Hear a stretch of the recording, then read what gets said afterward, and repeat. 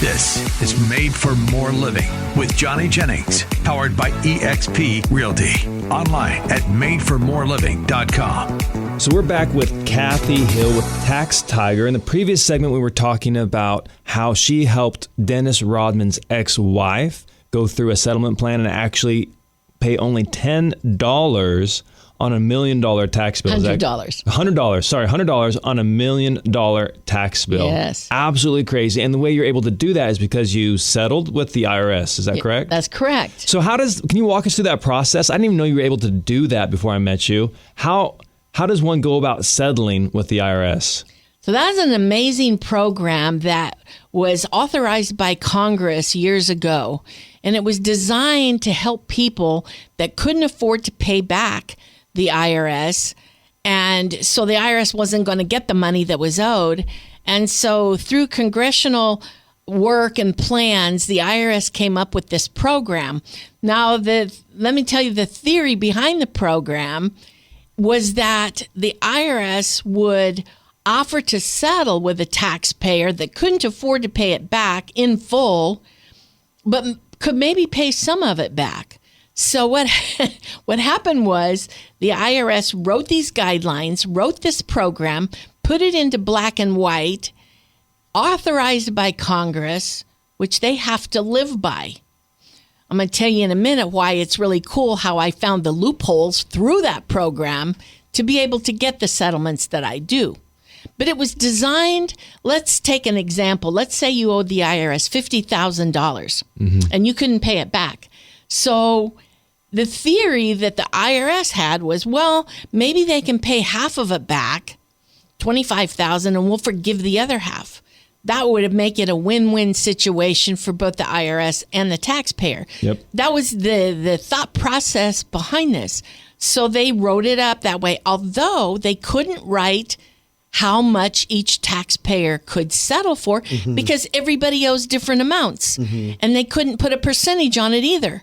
So they just had to write it the best they could, which they messed up big time. So here's how they wrote it. We will settle with a taxpayer who meets two qualifications. They look at your assets, the dollar amount of your assets, and they look at your monthly income. But let's say you meet those two qualifications. The verbiage in black and white says, we will settle for whatever the taxpayer has the ability to pay. Boom. When I was studying this in the very beginning, I decided to specialize in the offer and compromise program because what a God blessing that is for people that owe a lot of money and can't afford to pay it back. And so I researched the IRS language thoroughly and saw that line that jumped out at me. And the tiger in me said, Kathy, there it is. The tiger pounced. They will settle whatever is the taxpayer's ability to pay. And I said to myself, well, wait a minute. What if the taxpayer has no ability to pay anything? Yeah. Well, they won't settle for nothing. You have to offer something. But I said to myself, what if I offered $20 for somebody that owes? And I thought they'll never agree to that, but it's worth an experiment. So, I love that. So it's worth the experiment. It can't hurt Let's to see try. what happens. Let's see what happens. So I said to myself, the next client that walks through my door for a free consultation and meets both qualifications, and I write up the paperwork to send into the IRS, I'm going to put on the line that says, how much do you offer? I'm going to write $20. Knowing that there's a fight coming. So I send the paperwork in. Now remember, this is a year-long process. I send the paperwork in. It takes 3 months for them to even get back to you. But one day I get a phone call from the IRS. Now this lady has my paperwork. And she says to me, what in the world is this? I said, what? I played dumb. I said, what? She said, I love it. She said, you put in a frivolous offer. We don't do this. I said, what do you mean? She goes, you put $20 down here. I said, I know. Oh, but we don't do that. I said, why not? Because we just don't. I said, ma'am, with all due respect, I said, you must have forgot your own regulations that are in black and white. Wow. I said, Should I read them to you? I said, because you know it says that you will settle for whatever is the taxpayer's ability to pay. My taxpayer has no ability to pay anything per the paperwork that I sent in, but he has the ability to borrow $20 from his brother. That's his ability to pay, and you must settle for that. Oh, no, she says, no way. I said, well, and so then, but I knew I had one little tiny ace in the hole. See, God is in control, right? That's right. Yeah. So I had one little ace in the hole, because if they deny you at the lower level, and these people at the lower level are less than desirable to work with and less than knowledgeable about IRS regulations, but I knew I had appeal rights, because if they deny you at the first level, you can appeal it. Good for you. Like go to the manager type of a thing? Yes. So, well, there's a whole appeals department. So I told the lady, send my offer to the appeals department. She said, they're not going to say anything different than I just said to you. I said, but that's my right to do. Oh, love it. Send Good it job. over there. And she was mad, and she said, you'll never get this through. And I said, well, we'll see. She sent it to the appeals department. And then now another 3 months goes by. And then I get another phone call from a man, this time in the appeals department. And he says to me, what in the world is this? I said, you guys sound like a broken record. Here we go. Here we go again. I said, it's my offer. My client, I said, do you see that he meets both qualifications? Well, yes, but I said, no buts. Don't say but to me. He meets the qualifications. Therefore, he qualifies. Yeah, but we don't do $20 offers. But I said, don't say but to me. So he qualifies. And I said, with all due respect, but it's a crying shame that I have to read your regulations to you. Every single person I talk to doesn't know their own regulations. But does it not say that you will settle for whatever is their ability to pay? Well, yes, it says that, but no buts. It says that. So my taxpayer has the ability to borrow $20 from his brother, and that's his ability to pay. And I said, while you're thinking about that, let me add one more thing. If you deny me, I'm going over your head to your manager, and I'm going to tell your manager that you don't follow IRS regulations that are in black and white. Man. And if that manager turns me down, I'm going above her head to the district manager.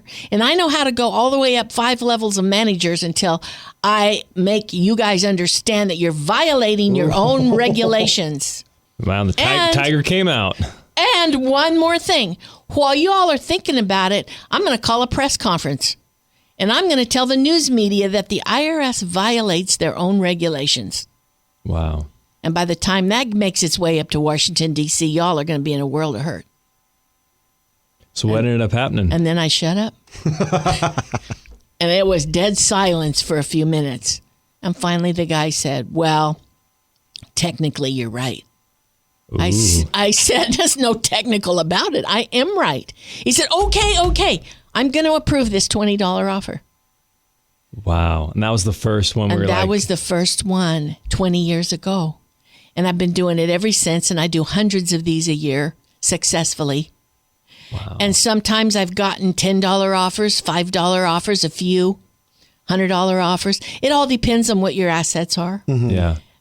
So they could be all over the place. But now I have built a track record and a reputation that no one can match with these kind of offers. And when these offers come through, it's such a blessing to me. They call me on the phone with the tears coming out of their face. They cry and they say, Kathy, thank God for you.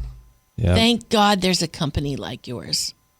Man, my cheeks are sore. I've been grinning ear to ear like I'm at a comedy show just hearing these stories, Kathy. So, but you do more than just tax settlement, as if that's not, I'm not saying that's not enough. That's incredible. $20 for, how much did that specific person owe? You remember? It was something like 50,000. Something like 50,000, yeah. And you know what? He says, I don't believe it. I don't believe you can do this, because people don't think that that's doable. Yeah, I In wouldn't. fact, when I tell people that, they don't even believe me half the time. I have to show track record of my settlements. And that's why the IRS hates TaxTiger. When they get a TaxTiger package and they go, oh, gee. Right. That's probably the best endorsement you can get by the IRS, though. Hey, we hate this company. 1-star approval by IRS. Right. So, but you do more than just settlement. I believe you mentioned you do other things because not everybody qualifies for the settlement plan. Is that correct? And that's correct. Because if you have too much assets, not assets, but equity, they look at the equity you have. A lot of people have homes with no equity in them. So you can have a home as long as there's no equity in it. So they look at the equity you have in homes. They look at and the other big one is retirement and investment money. If you've got a bunch of investment or retirement money, they're not going to settle with you. Those are the two big things, homes and investment money. And the other thing, the second qualification is income. So they look at your income and your living expenses, and the IRS has put all these regulations and charts together on how much for housing, car payments, just the basic necessities of life. And if you make too much money, let's say you make $5,000 a month, but I can only show that the basic necessities of life are $2,500. Now you're $2,500 too much income, and they're not going to settle with you. Got it. So I have to show that you spend everything you make with not much, if anything, left over. Those are the two qualifications. So if you don't meet those, then we go to another plan of action, and there's several of those. Yeah, so I believe you mentioned like payment plans, hardship plans. You mind giving us the breakdown of how those different plans work? Yeah, so I might negotiate a payment plan for somebody that doesn't qualify for an offer. And again, the payment plan goes by what you can afford to pay. So again, I have to do a person's financials, their living expenses. The assets don't matter so much in a payment plan as does the income and what you make. So then we figure out how much can you afford to pay? How much do you owe? Can you pay a couple $100s a month to pay this debt or more than that, or less than that? Or there's a lot of pieces that go into the puzzle of a payment plan on how much you can pay. Now, there is one really cool thing that the IRS came up with about 3 or 4 years ago, because before that, you would have to give the IRS, the taxpayers, income, financials, assets, the whole 9 yards when you go negotiate with them. You have to give all that. Yeah. Now they've got where you work, where you bank, so they can levy you. They've got all that. But along came another great IRS program where I use it a lot, where I don't have to disclose any of my clients' financials or assets to the IRS. And that one is simple, and it works like this. If you agree to pay the IRS back what you owe over 6 years, no financials are required. Okay. So let's say they owe $20,000. You divide that by 72 months. Boom, that's the payment plan.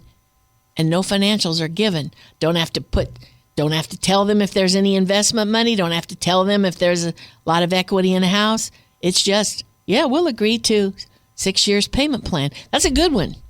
So I use that a lot. So can you combine, like, say that somebody owes $50,000. Can you combine that, like settled for 25 and then paid over 6 years? No, or you can't combine any of the programs. They're Okay. standalone programs. But that was a good question. Okay. And so when you are in a payment plan, are penalties or interest or any of that still accruing? Yes. Yeah. There's no way to get the interest not to accrue daily because the government lets the IRS have the interest. But there is a way sometimes to get the penalties abated and reduced. And we do a lot of that too. So Okay. sometimes they'll take off some of the penalties, but never the interest. Got it. And so let's say somebody owed $20,000, but then they tacked on another $5,000 to $10,000 in penalties. They'll still owe. You might be able to get the penalties reduced, but they would still owe the 20. Yep. Got it. And then that would be paid out over 6 years. Yes. What's the typical? Is it a variable interest rate? Does it depend on the situation, or is it always the same? So it fluctuates. It's on the high side right now. When it used to run around 4%, which wasn't too bad. Yeah. But man, in the last year, they hiked it up to 8%. Yikes. Wow. Yeah. So kind of in line with wherever mortgages typically are. Yeah. Is that fair? Yeah. Okay. Interesting. Okay. So there's a payment plan. And then I believe you also mentioned there's a cool thing called a hardship plan. There is. So I have a great example of a hardship plan. A hardship plan means that you don't have any money to repay your debt at all. Your financial situation is in the hole, but you have assets. You might have equity in a house. Well, that equity in a house will not get you an offer in compromise because you can't have that. They can't afford a payment plan. So the IRS put this hardship plan together, which is basically good for 1 to 2 years only. It's like a temporary deferral a little bit. So the hardship plan says you don't have to pay anything right now. You can't afford it unless your income changes in a year or two. But if it stays the same, you can renew that hardship plan for another year or two. Okay. So that's a good program for people that have a little bit of assets but have no money to pay back their debt.